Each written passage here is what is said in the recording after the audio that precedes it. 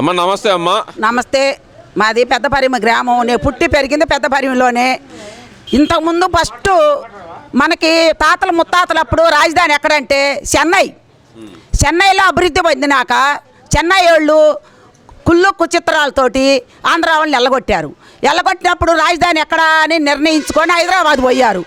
2 రాష్ట్రాల వాళ్ళు హైదరాబాద్లో రాజధాని చేశారు. రాజధాని చేసినప్పుడు హైదరాబాద్ అంతా అభివృద్ధి జరిగింది.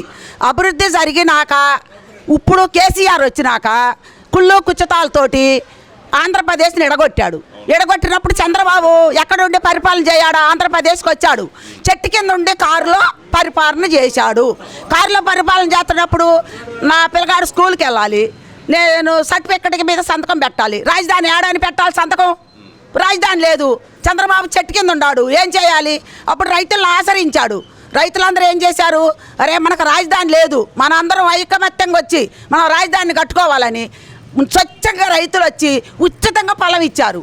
అప్పుడు చంద్రబాబు ఏం చేశాడంటే సిఆర్డి ప్రకారంగా 25 సెంట్లు రైతులకు ఇచ్చి 50 ఏళ్ళు కౌలు ఇస్తానని, మీకు అభివృద్ధి చేపిస్తాను, మీకు ప్లాట్లు రోడ్లు వేసిస్తాను అని చెప్పి మాట్లాడినప్పుడు అందరూ ఎస్ అని పరిపాలనకి 29 గ్రామాలలో పొలం ఇచ్చారు.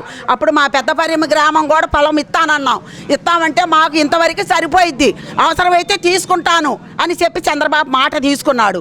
అప్పుడు మా భూమి కూడా 770 ఎకరాలు అవతల తుళ్ళూరు పొలంలో ఇచ్చినా మేమేం చేసాం? జగన్ వస్తాడని మాకు తెలీదు.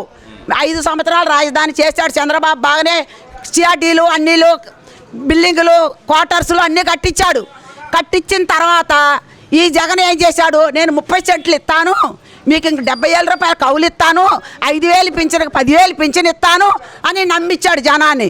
ఇది జనం గొర్రెలు, ఎవరు ఏ మాట చెబితే ఆ మాట వినేవాళ్ళు.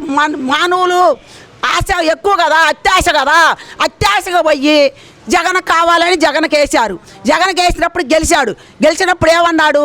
నేను దీన్ని తన్నిని పరిపాలన చేస్తాను, రాజధాని మించిన రాజధాని చేస్తానని మాట్లాడినప్పుడు అప్పుడు రాజధాని చెయ్యాలి కదా. 5 సంవత్సరాల్లో ఏడన్నా ఒక్క స్పార మట్టి వేసాడా? వేయలేదు. వేయకపోయిన దానికి తగ్గట్టు 3 రాజధానులను పిండింగ్ పెట్టి పోలీసులను తీసుకొచ్చి లేడీస్ని కొట్టి ధర్నాలు చేసి డబ్బులు ఇచ్చి బోబెట్టి కూలిచ్చి 3 రాజధానులు పెట్టించి ఇవన్నీ నాటకం ఆడాడు. జనానికి ఏం పండింది? మనిషికి ఒక్కొక్కరికి 20 కేసులు, ఒక ఆడ మగ తేడా లేకుండా ఈడ్చి లాగి తన్ని వాళ్ళని బోధనీయకుండా రోడ్ల మీద ధర్నాలు చేస్తుంటే పేడకాడ బనుకొని అట్లా మేము తిరుపతి యాత్రకు పోయాం. అసలు బోగోడు తినేలా ఇస్తానన్న కళ్యాణ మండపాలు కూడా ఈయనలా అంత దారుణం చేశాడు. జనానికి ఎక్కడ లేకుండా మండి చంద్రబాబు ప్రభుత్వంలో ఇంత లేదు. మనకు అన్నం పెట్టాడు, అన్న క్యాంటీన్లు ఎత్తేసాడు, కూలి వాళ్ళకి అన్నం పెట్టాడు, భూలేని వాళ్ళకి అన్నం పెట్టాడు. ఇదేంద్ర పరిపాలన అని వాడిని వద్దనుకొని తీసి ఇసిరి పాతాళ గంగలో పడేసి చంద్రబాబుని గెలిపించుకున్నారు. గెలిచారు 18 నెలల కాలంలో. గెలిచారు కదా, 18 నెలల కాలంలో చంద్రబాబు నాయుడు గారు ఇచ్చిన హామీలు ఏమన్నా నెరవేర్చారు? ఒక్క మాట ఎందుకు నెరవేరలా? అమ్మఒడి వేశాడు, మరి ఉచిత బస్సు ఇచ్చాడు, చిల్లరలు ఇచ్చాడు, మరి పింఛన్లు అన్నదానికి పింఛన్లు ఇచ్చాడు, మరి వృద్ధ మహిళలకి మరి ఎంత పింఛను రైతు భరోసా 20,000 ఇచ్చాడు, అన్ని కోరికలు తీర్చాడు. ఆయన మాట్లాడిన మాటల్లో ఒక్క 3 సెంట్లు భూమి పల్లెటూరులో, పట్టణాల్లో 2 సెంట్లు భూమి ఒక్కటే నిలబడింది. ఆ ఒక్కటి తీరితే ఆయన వచ్చిన వాగ్దానాలు నెరవేర్చినట్టే. నెంబర్ 1గా చేస్తున్నాడు పరిపాలన. ఎక్కడ ఏమీ లేకుండా చేస్తున్నాడు. అన్ని రోడ్లు ఎత్తున్నాడు, అన్ని సిఆర్డీలు మొత్తం అన్నీ తీసుకొచ్చి ఎక్కడెక్కడ విదేశాలకు పోయి డబ్బు తీసుకొచ్చి వాడు చేసిన అప్పులకి వడ్డీలు కట్టుకుంటా పరిపాలన చేస్తున్నాడు. ఈడు తొక్క పరిపాలన చేసి బురద చల్లటానికి, వైసీపీ వాళ్ళు బురద చల్లటానికి పరిపాలన బాగోలేదు అన్న మాట మాట్లాడుతున్నారు. కానీ చంద్రబాబు నెంబర్ 1గా చేస్తున్నాడు. ఇంకా 2 మాట చంద్రబాబు వస్తాడు, తర్వాత 3వసారి మాకు తెలీదు. రాజధాని మొత్తం పూర్తయ్యేదాకా బాబు గారే వస్తాడు, గెలుస్తాడు. ఇది నేను ఛాలెంజ్ చేసి చెబుతున్నా. నేను 40 ఏళ్ళ నుంచి అదే పార్టీని నమ్ముకొని నేను ఉన్నాను, ఓటేస్తాను. ఓకే అమ్మా, ఇదంతా బాగానే ఉంది. మన రాష్ట్రానికి ఇంత పెద్ద రాజధాని అవసరమా? రైతులు అవసరం, పిక్చర్లో అవసరం. చుట్టుపక్కల ఈ ఆంధ్రప్రదేశ్లో ఇది రాజధాని అవసరం లేదంటున్నారు కదా మన అంబటి రాంబాబు కానీ వీళ్ళందరూ. రాంబాబు వాళ్ళందరూ కుళ్ళిపోయిన వంకాయ లాంటి పుచ్చిపోయిన దోసకాయలు లాంటి వాళ్ళు దేనికి తెలీదు.